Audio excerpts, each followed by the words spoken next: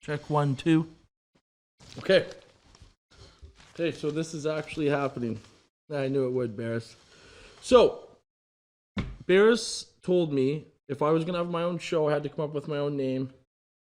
Big Talk with Big T is what we're going with.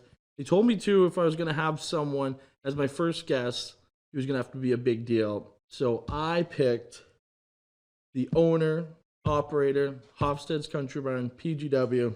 Of course we did for the first episode. My uncle, my boss, and my friend, ladies and gentlemen, Richard Procee.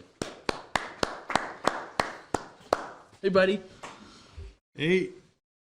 Man, oh man, what an intro. Yeah, well, that's... Like, I mean, this is my own show. Like, is this like famous thing? Is this a famous thing? We're gonna see. So you got to make sure you like and watch and share. Okay.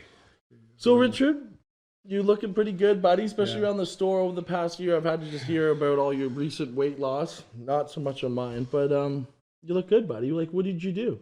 I know what you did, but tell everyone what you did to lose all this weight. Well, couple things. I usually do things in extreme. When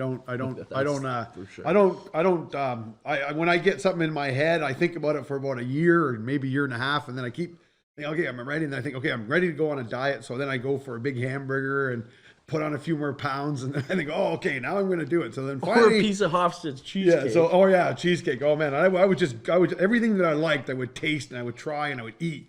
And then I went on a keto diet. I just picked keto because at least you could eat meat and you could eat lots of vegetables. And I thought, you know what? Let's just bite the bullet. Oh yeah, I started out because I was playing the Montreal Canadiens. Yeah, we'll talk about that. I was 280 pounds, and I thought, you know what? And they took a picture of me and they called me the Iron Man. I was like, the Iron Curtain. And I thought, I ain't an Iron Curtain. I'm an Iron Brick. Like I was like this big puffy face in a helmet. And I was like, oh man, I got to lose weight. You go around the store telling, don't worry, people, I'm not sick. I just lost all this weight. So I just went hardcore, and of course, I literally basically probably half starved myself. But I got down to 250 or 240. I think I played Toronto. Or no, I played Montreal. Montreal. I was like 250. Then I played Boston the next year, and I was 240.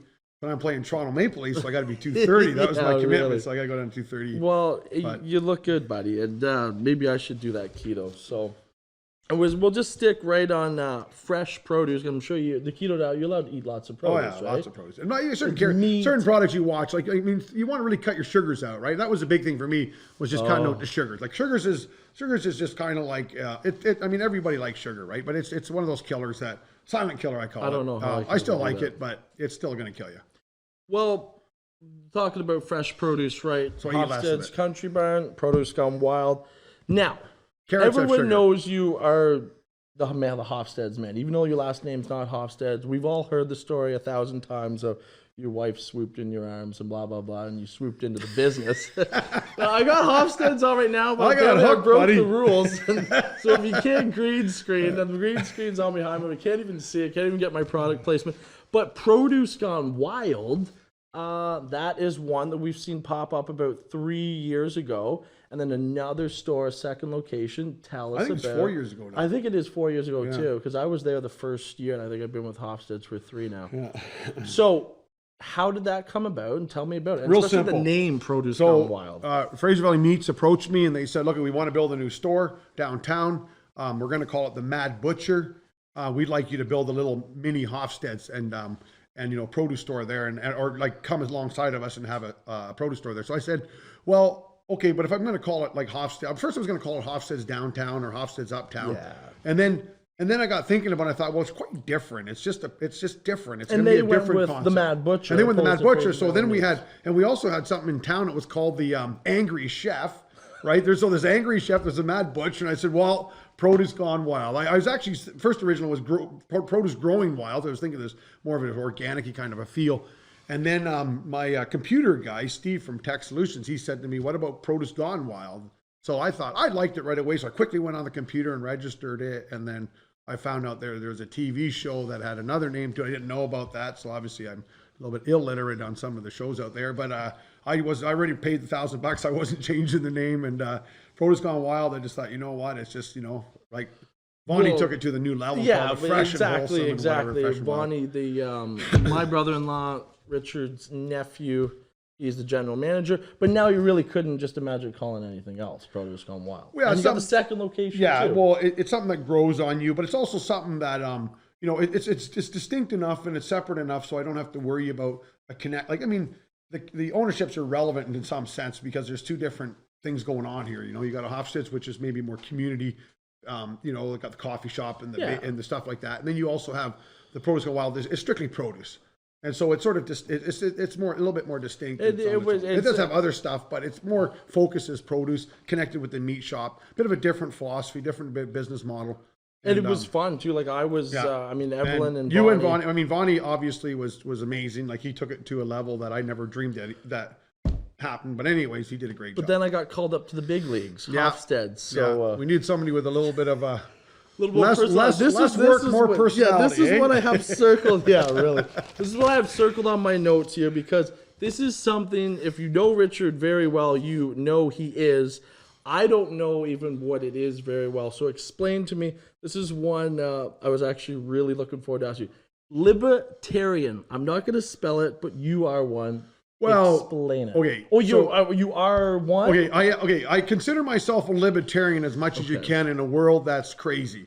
And what I mean by that is like, I mean, if you're going to build a dike, if you got a flood and you're a libertarian and you believe that you're the only one that exists, like on your street, and you can't build a dike with one guy building a dike, the next guy not building a dike on your neighborhood. You got to build it together. So I do believe libertarian is going to be understood in the context of what do I mean? It means because I have no clue what it means. But ultimately, I really I mean, and there's so many variables of libertarianism. But what I would argue, even most libertarians don't really understand libertarianism because it's sort of like one of those words that just goes off in so many tangents. It's hard to define.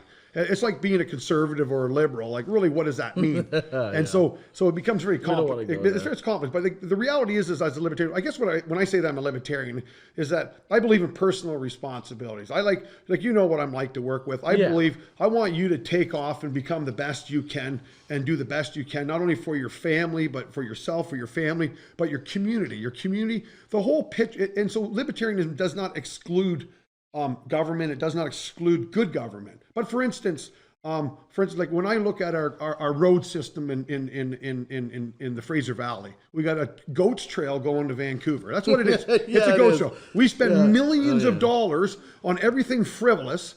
We spend millions of dollars on ideas that have no bearing on anybody's life, and I get on that freeway, and I'm basically I can row up the Fraser River faster. That's so true. And so as a libertarian, it frustrates me because I find that the governments aren't doing their job. They're trying to almost get everybody to be connected to them and hooked to them so that they'll get a vote. It's like buying a vote. And so what's going to get you the most votes? So they'll make something up. They'll make up a crisis, or the media will make up a crisis. The media is great at it. They're always making up crises. And as a libertarian, I always say stop. It's like education. Education's broad, it's big. We got Google, we got Bing, we got all these platforms that we can learn so much, but we're always afraid to challenge ourselves and to take away the layer of bureaucracy, or take away the layer of like building a house. In the old days, you moved to this country, you built the house, you dug a hole and you built the house. And now you want to build the house, well, you got to go through like $20,000 worth of government officials to build the house. Now, is it good? Well, there's some truth to it, because you don't want a house that you build that falls down. But on the same token, there's a balance where, and I guess what I would say is, if I had to define myself, I'd say I'm a balanced libertarian, where there's a balance where, if you are going to make a rule, then you should first ask yourself, is it an important rule? And don't react. The governments are famous for this. I like that one. I'll give you a controversial one. But here's a controversial example. We're getting controversial. This is great for the first episode. Somebody shoots somebody in Toronto. Okay. Somebody shoots somebody in Toronto. Right. The government right away says, oh no, there's a shooting in Toronto, so let's punish all the citizens of Canada for the crimes of an individual in Toronto. So instead of dealing with the criminal, dealing with the reality of what we have here, instead of dealing with the police force, allowing them to do their job and do it well, what we do is we say, oh, we're going to fix this problem by taking away everybody's guns. It's a reaction, and any society, and as a libertarian, this is really special to me, because any society that punishes its citizens for the crimes of another is not worthy to govern. So now you're getting my radical side a little bit. That is a libertarian in a nutshell. Yeah, well, I would say that. Yeah, really. No, but that was good because you were just really going hard there, and then you tied back into the libertarians. That was okay. Good. We're still on the libertarian, right? No, but that hey, there you go. So libertarian. Now, a couple other good things that you're involved, because you're just involved so much in the community, obviously, right? I mean, that's why if you ever were going to run for mayor, Ken Popoff, you wouldn't be safe but you're just such a lovable guy. You've been doing it for so long, and it's all off of, like you were talking about, the foundation of Hofstede's, right? And Hofstede's has a chance now. We're promoting your next big event for Chilliwack too as well. December 7th is the Santa Claus Parade. This guy is a very libertarian parade marshal. You've been doing it for so long. I've helped you with it a couple times. It's fun. It's put on by the Rotary and all the Rotary clubs in Chilliwack. And it's going to be December 7th. chillTV will be broadcasting it. And it's going to be a lot of fun. So I have a really good story about Richard and his marshal, because we want to strap this guy with a title. It literally says on the back of his uniform, Parade Marshal. So that's why the parade's been going so good for so long. And literally, he says, Tyler, your job is to start the parade. So I'm like, oh, okay, perfect. And the parade is going, and we're on about 5th or 6th float, and everything's going well. Of course, it's raining. I mean, that's a Chilliwack Santa Claus parade. And then all of a sudden, he comes flying down in the midst of the darkness, lit up by all these beautiful floats. He goes, Tyler, float 34, it has a dead battery. I need the keys to my truck right now. So you got it going. And then that is just the whole, situation where you... And the consumer never knew that there was a problem. And, well, no, of course they didn't know, and that just ties into with the store. Hofstede's as well, how you've just had your hands on it for so long. And talk about getting your hands on something too as well. Your other big event coming up is February 22nd, and that is the alumni, which we talked about a little before, where you had this big weight loss. I mean, I always look at the water cooler at Hofstede's, that one big picture of you with your daughter Katie when you're getting married.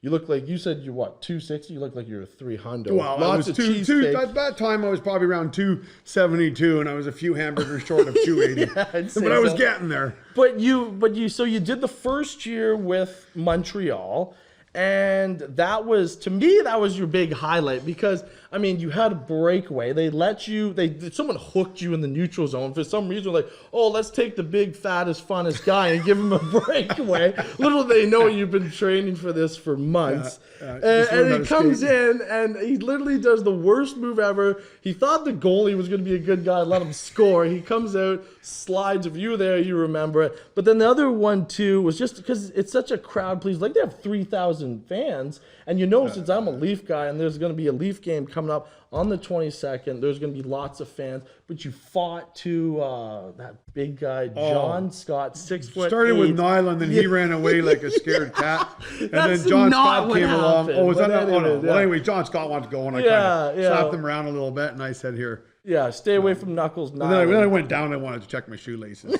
Your skate lace. So that's coming up. Like I said, we went Montreal, we went Boston, and this year the Toronto Maple Leafs. It is going to be a good one. Get your tickets while you can. It all goes to a good cause. It all goes right back to Chilliwack Community Society for Living, and you get a chance to watch the big guy get out there and skate. So that kind of wraps it up. We've went through all my crummy notes. You had something to say? Yeah. First of all, about politics, you said that watching. One of the problems that I have with politics is that it's easy to beat up politics. You got the studio for 2 more minutes. Okay, it's easy to pick up on politics, but the reality is once you get in there, it gets more complex. Oh, yeah. So I understand, and trust me, I'm not planning to run for politics because, first of all, I'm not organized enough. I'm a big picture guy. I'm a big picture guy. I see the big picture. I love the big picture. I love that. But I need people that are really smart and detailed to pick up the pieces and make them look like that everything's working well. And thankfully, Chilliwack does have an amazing staff that does that. Like, I mean, I'll be honest. I've been across Canada, and I've been in a lot of different places. And I'll tell you something about Chilliwack. It's probably one of the best cities I ever worked in. It is. It's nice. from a municipal point of view. So just to give kudos to Sharon Gates and Ken Popoff and all you great guys at Clint Haynes that did it before, and John Less and those guys. They were just great mayors to be under, so I'm thankful for that. I like that. Clarify that. That's good closure to that whole situation. But now, the parade float though is it's great. Like I just want to comment on the parade. we don't have one yet for Hofstede's actually. So Oh yeah, I got that covered. But you? oh yeah, that's all covered. Oh, it's a But- secret then. Well, it's not a secret. I just haven't told you yet. But I know. but the reality is that the parade is actually a lot of work, and there's a lot of dedicated volunteers that do that kind of stuff. Like just so you know, the Rotary Club and the Chilliwack, the community of Chilliwack, it's premier event. As Barris, yeah. you know, Barris Carden said it well. He said it's the Is that his premier. last name? It's the premier. What Barris from chillTV? Okay, the big well, guy, yeah, the yeah, guy that yeah, runs yeah. the show. Barris said it head right. He said honcho. it's the biggest premier show in Chilliwack, and I think if you see it, you'll probably say, you know what, it's pretty good. And if you tune in, when you And tune in, I think we're the only one in the valley that has one anymore. I think we're Well, like, I don't know. I don't even know if Mission has one anymore. wow, they think But they could anyways. do it as good as we do it anyways. Bunch of tractors, and you know how it is. We got to. We got It's gonna be cows, amazing. We got this tractors. guy as the marshal, so we'll be okay. All I do is push people through and make sure like cars start. As long as it doesn't rain, because it's rained literally every year since I've been. So this is coming to the end. I have no how long. Bear said 2 minutes. Well, just remember this is my show, Barris. 10 seconds. Yeah. Okay. I got 10 questions. This is how you end it right Okay, here. 10 Okay, and this is questions. gonna be fast. Okay, this fast. is no thinking questions. Fast. Okay. 10 questions with Big T. How many years has Hofstede's been open for? 23. What is your wife's middle name? Tara. That's true, actually. It is true. Yeah. If you could have a different career, what would it be? Professor of philosophy in some prestigious university. You had professional libertarian course teacher. Favorite color? Black. Wow, that's If it's gross. colored. No, it's a shade. How old are you? 54. Born in 1965. This is a good one. This is gonna get lots of likes. If you've hung in for this long, please say you have. Do you like Donald Trump? Yeah, I do. I know you do. I set that one up. Favorite thing to eat? Favorite thing to eat at Hofstede? Oh, the sandwiches. Soup and the sandwiches. King Richard. Soup and sandwiches.